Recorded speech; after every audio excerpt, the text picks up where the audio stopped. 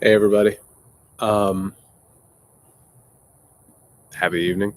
I don't know what else to say.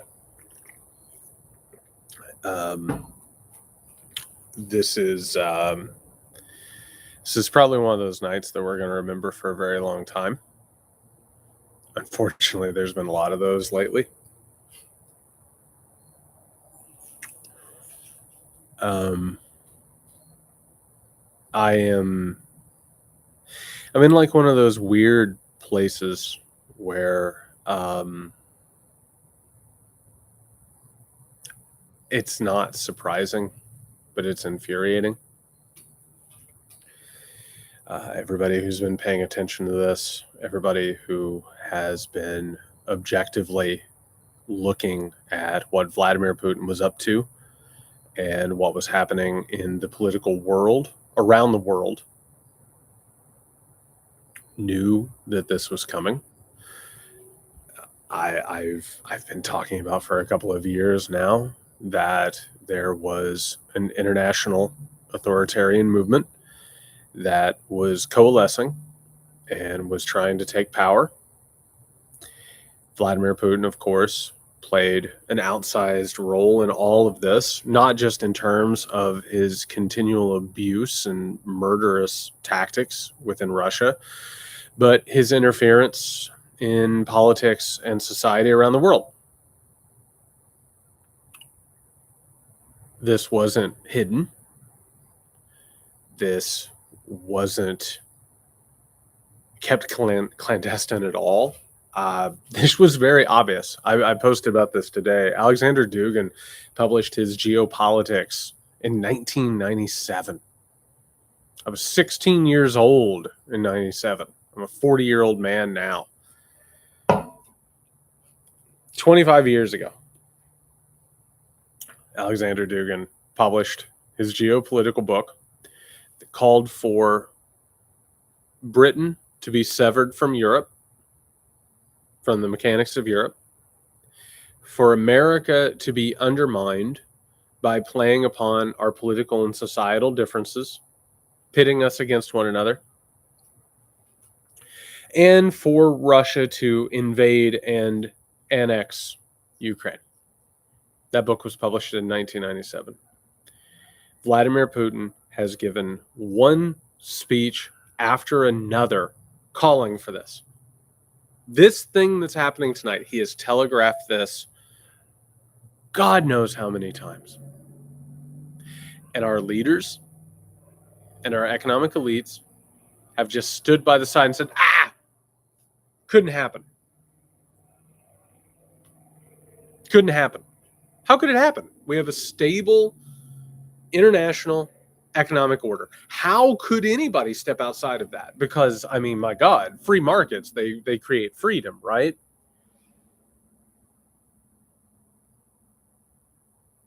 I'm so angry and I'm so sad for the people of Ukraine. It's incredible. It's absolutely incredible what has happened here. And the people who have allowed this to transpire.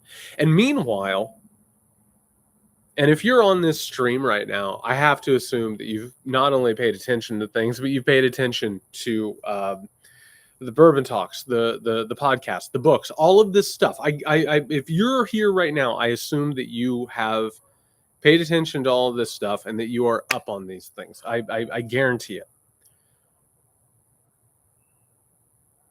How long have we been talking about this authoritarian movement in the United States of America?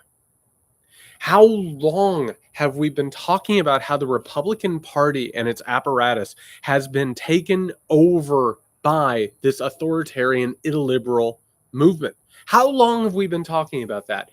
How long? Weeks ago, I told everybody that if this thing came to pass, immediately they would be siding with Vladimir Putin. Immediately, they would be legitimizing the invasion of Ukraine. It was so obvious what was happening here. It was so obvious what has been happening here for Years. And people have the audacity right now. People have the audacity to get on social media and get on the networks and say, oh my God, have you noticed that Fox News is legitimizing Putin's aggression? Can you believe this? These people are paid six figures to pay attention to this stuff. And none of this was hidden. Not for a moment was any of this hidden. It was in their speeches. It was in their books. It was in their posts. It was in all of it. None of this was hidden for a moment. And now here we are in the 21st century. One of the major world powers is invading a sovereign nation with the audacity to simply say, they don't exist. Meanwhile, in America, we have a fifth column.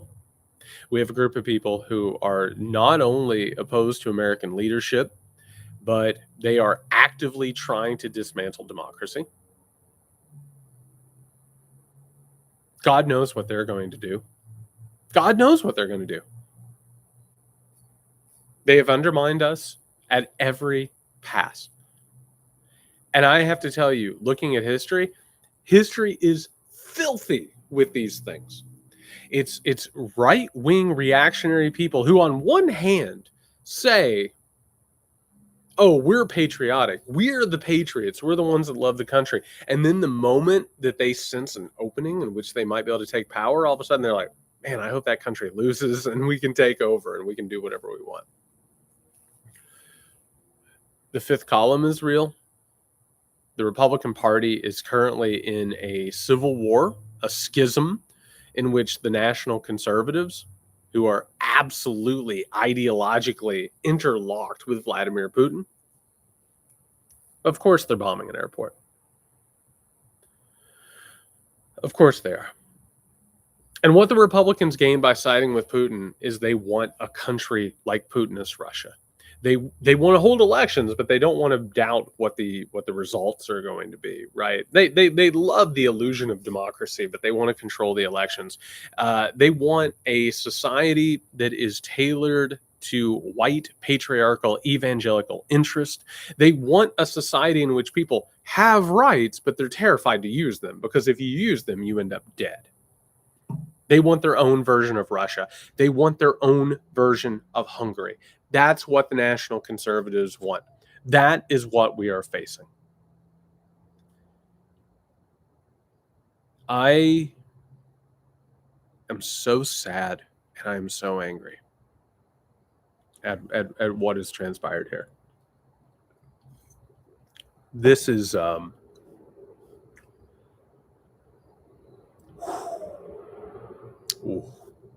it was obvious that this was coming. Not just the invasion of Ukraine, but it was obvious that we were reaching a point in which capitalism needed to find an exit point. It needed to find some sort of a place where it could escape the damning that the United States had held it to, that neoliberal globalism had held it to. We told everyone that this was coming. We told everybody that this was coming. It wasn't hard. It wasn't hard. It wasn't difficult to see this coming. I'm just a poor kid from Linton, Indiana. And it was obvious to me. And meanwhile, you have all of these people, Russiologists. They're like, I doubt he'll go in. Meanwhile, the left, and here's the thing, and listen, I've told everyone every time that I've had a chance that I will call the balls and strikes where I see them.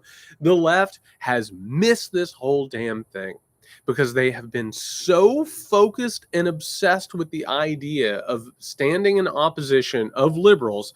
And so as a result, they're like, this authoritarianism isn't real. People are losing their minds. And then on the other side, they say, Russia's not going to invade. It's time for people to wake up. Tonight needs to be that night, because I have to tell you, we are missing a spark right now. There are people who, over the past couple of days, as this war has started to take shape, as this thing has started to become obvious, there are people who are still lost in God knows what. I don't know, luxuries, distractions, whatever, pretending like this isn't real. And as it's happening, I keep having these conversations. I keep talking to other people who study authoritarianism, other people who study fascism, other people who study all of this shit. And they keep telling me, my God, people are tuning out. And I get it. I get it. I understand that things are hard right now. I get it that we're tired of the pandemic. I get it that we have gone through years of this stuff. But we're in it. We're in it right now. This right now is in it. I got a message from somebody, and this is the reason I decided to do this. And they said, "What do I think is going to happen?" And Nick and I are going to get into it on the podcast for Friday, but maybe we'll make that free. I don't know if that's right to keep that behind a paywall, or maybe I'll put this on Substack. I don't have a clue. I don't know. You got to get this information out there. But people have asked me what I think is going to happen. I think right now you are about to watch Vladimir Putin begin an invasion of Ukraine. Obviously, they've already started. We already have bombs in Kiev. We already have fire on the sovereign nation of Ukraine. Chances are they'll go into one of these disputed areas and wait for some provocation. Intelligence so far, and I'm not just talking about the United States intelligence, I'm talking about the people that I talk to, the people that I keep in touch with, the people who tell me what is the difference between the propaganda that we're fed and what to actually expect. The people that I have talked to said that there is a very real possibility of a full invasion of the nation of Ukraine. What we're going to see over the next few days probably is a worsening situation of aggression. We're going to see some human suffering. And as that is happening, we're going to see a continuing narrative that changes by the day, with people questioning what is the responsibility of nation states. Western civilization, which is supposed to be the center of the world, the center of the cultured world, what is the responsibility? Do you stand by as people are being butchered? Do you stand by as they're like summarily executed groups of people? Because that's what we're talking about. And you know, the United States intelligence community has already said there are a list of people that they're going after. Meanwhile, Russia has pretty much already alluded to that. So what do you do? What do you do as a genocide is being carried out? So we'll probably see a worsening crisis in which Western powers are going to have to question what their role is in this. And by the way, God help us if China just decides to go into Taiwan. God help us. Because if this turns into a power grab, taking advantage of global movements, we're having a different conversation very, very quickly. That's a whole different ballgame. If we go down that road, if all of a sudden people say, hey, you know what? I think American hegemony is over. It's time to go. We're having a completely different conversation. I said this on the podcast for Tuesday. I said, you know what? The problem here is that we have a game board because everybody likes to play this geopolitical chess bullshit. We have this game board that supposedly neoliberal global order says can happen. Meanwhile, this happens. So all the chips fall. And guess what? You have a whole hell of a lot of people who've been waiting for a moment of American weakness to go ahead and challenge that world order that they weren't supposed to be able to challenge. So what happens if everybody decides to start challenging that? What happens if all of a sudden there's an opening there? That is the worst case scenario. And I think that all of us know this at this point. Because what happens when global orders buckle? What happens when global orders fail? Chaos. Chaos. And this is what has happened throughout history. And if you don't believe me, go back. Look at Westphalian. Look at Metternich's order, the Congress of Europe. If you don't believe me, go back and look at all of this stuff. Everyone thinks that they've got it figured out, that they have an order that is going to last forever. And then guess what happens? When one person, when one nation state decides that they want to challenge that order, it topples. Because it only survives as long as everybody involved respects that order. The moment that they push against it, it's bad. It gets real bad real fast. So yeah, that's the worst case scenario. Meanwhile, what you have seen with Fox News over the past couple of days, what you have seen with the right wing in America over the past couple of days, that is only a preview of what is getting ready to happen. They are already wholesale parroting Russian propaganda. Tucker Carlson, I want to say 2 nights ago, just dismissed the entire idea of Ukraine even existing.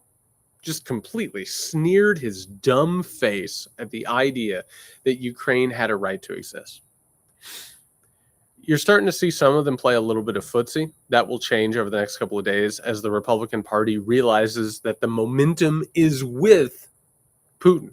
And the momentum in the conservative world is with Putin. They will just completely kowtow over to this movement because there's no juice whatsoever with the traditional Republican Party. They're all neoliberals. They're all people who are part of this old order that is starting to fall apart.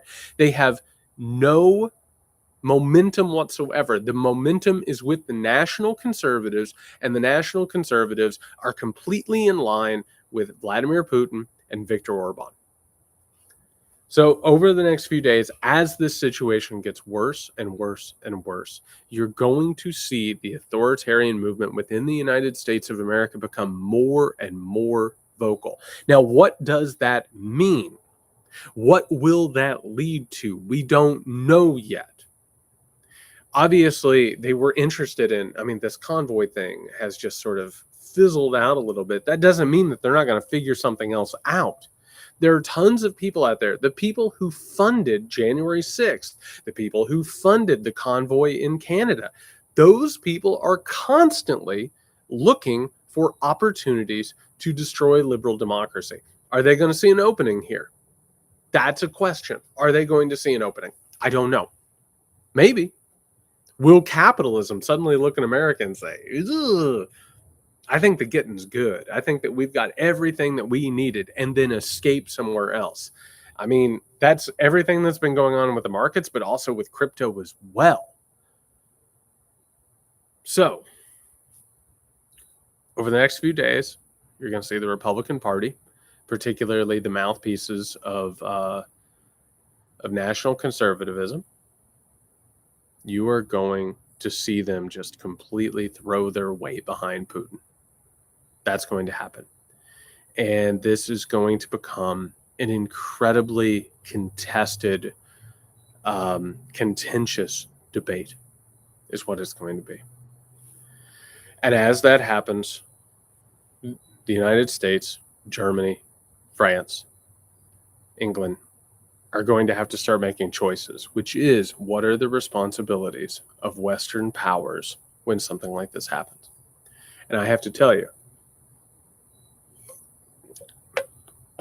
the way that neoliberalism works, they're probably going to say, let them have it. And I got to tell you, history shows us when you let a dictator take a little bit of land, they want a little bit more land. Because Vladimir Putin is getting older, and Vladimir Putin believes himself to be a czar. He believes himself to be a historical figure. And what does he want? He wants to resurrect the Soviet Empire, and he wants to resurrect the Tsardom. Those two things together are what he has wanted, and it's what everyone around him has told him is his. In all of these things, Vladimir Putin has been pushing and pushing and pushing to get himself in a position where he can pull off something like this. We knew it. That's the damnedest thing about all of this. We knew it. The people who should have stopped him, the people who should have stopped this, they knew. And they hung out with him. They posed for pictures with him. They shook his hand. They invited him to the G8. They went to Russia. They invited him to these summits, and they smiled. I hope the people like George W. Bush are having a hard time sleeping tonight. That's what I hope. I hope that they have to take a long, hard look in the mirror and think about the fact that they were so desperate to have free markets in Russia, and they weren't even free to begin with, right? They were completely captured and monopolized and corrupted. But they were so desperate to have neoliberalism within Russia. I just hope that it haunts them, because it should. Every death that occurs in Ukraine is on their head. Every death. Vladimir Putin made no bones about who he was.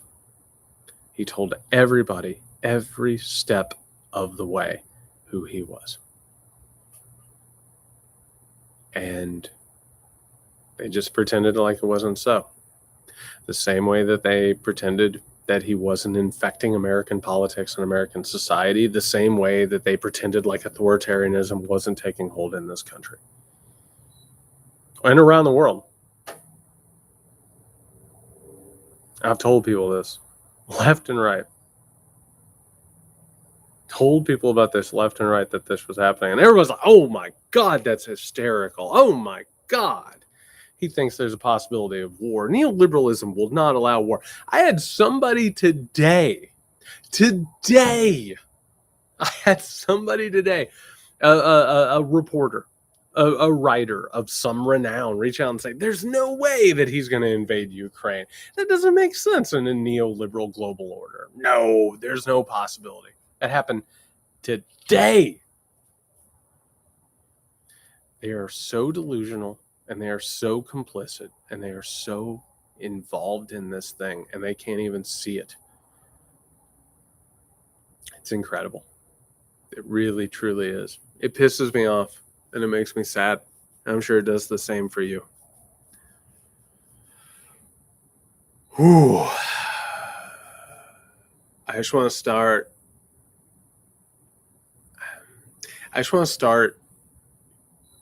to say, and I'm trying to say this consistently. I'm trying to make this a regular thing, because I think it's important at this moment. It's time to wake up. It's time to understand that you are living in a historically important moment. You've been convinced, unfortunately, or told over and over that nothing's going to change. Everything is going to stay the same. And what do you mean things feel different? You're being hysterical. Oh, you're looking too much at what's happening here. And all of that is a lie. All of it's always been a lie. This was coming. The moment that they swallowed down this poison, this was coming. The moment that they allowed authoritarianism into the system, it's been coming. You are living in a time that is going to test you. Already it has. And you're watching an America that is being assaulted. I mean, there's no denying it at this point. The agenda that the Republican Party is pushing, this anti-democratic, oppressive, controlling agenda. You know it. You feel it in your bones. You are living in a major, major moment in history, a major crossroads. You are going to have to be so tough. And I'm sorry. I wish that it wasn't so. I wish that it wasn't required. I wish that this suffering wasn't ours. We're in really, really deep waters. And the most frightening thing, and I tell students this all the time when we talk about horror, right? What is horror? Horror is the recognition that we thought we were safe, but we were actually in danger. We're in incredible danger right now. We have to be tough, we have to be strong, and we have to be brave. And part of that is because we recognize what's happening. There is no option to bury our head in the sand. There is no option to retreat into delusion. I think we're going to beat this thing. Right now, this feels scary. This makes you feel powerless. God knows I know. Geopolitics is meant to make you feel small. What can you do against an army of over 100,000? Nothing. You can't do anything. The only thing you can do right now is to protect your reality as much as you possibly can. Understand what is going on. You're going to be gaslit over and over and over continuously. This is what dictators do. This is what people do when they're going to war. You are going to be gaslit. You need to be strong. You need to have fortitude in your reality. You need to have conversations with the people that you care about. You need to have conversations with the people that you love. You need to understand what is actually happening, where this came from, how we've arrived at where we are, what's actually going on. You need to have plans for how to handle this thing. You need to be educated. You need to be informed. You need to be active. Again, I do think that we're going to make it out of this thing. We have to. We have no choice. We have absolutely no choice. If we don't make it out of this thing, I have to tell you that the future is crushing and unnegotiably crushing. We're going to make it out of this thing. We have to be strong and we have to be prepared. Don't put on cable news, because I have to tell you, you're not going to get a whole lot of information on cable news right now. So you got real, actual information. Find people who are actually going to put this into context. Oh, I bet Putin's great. I bet he's actually in good health. Thing is, he's been waiting to do this forever. This is like a birthday party for Vladimir Putin. This is what he's been waiting on for forever. It's not that he's mad. It's not that he's unwell. It's not that he's whatever. He has been convinced that this was his destiny for years, and now he has the puzzle pieces where he wants them. Thank you for coming out. I would love it if we didn't have to do a bunch of these, but I'm dedicated into this fight. I'm trying, and I know that you are as well. Nick and I are going to tape a special episode tomorrow. We'll see what happens with that. Next few days are going to be very hard. Next few months are going to be very hard. Next few years are going to be very hard, but we are stronger than them. The reason why authoritarians and fascists do what they do is because they're weak. They're incredibly weak. They can't win in the arena of ideas. They can't win elections. They can't do any of it. They're weak, and they have to rely on violence, and they have to rely on intimidation and controlling reality. They're very weak. It is a signifier of weakness to do this. Yeah, somebody asked if I'd answer a question. I'll answer a question, Richard, and then I'll get out of here.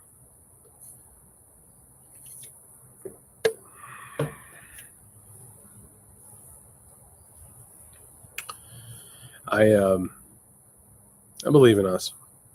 I've believed in us since the beginning. I'll just say that. Because this has been hard, watching this build and knowing that this was coming.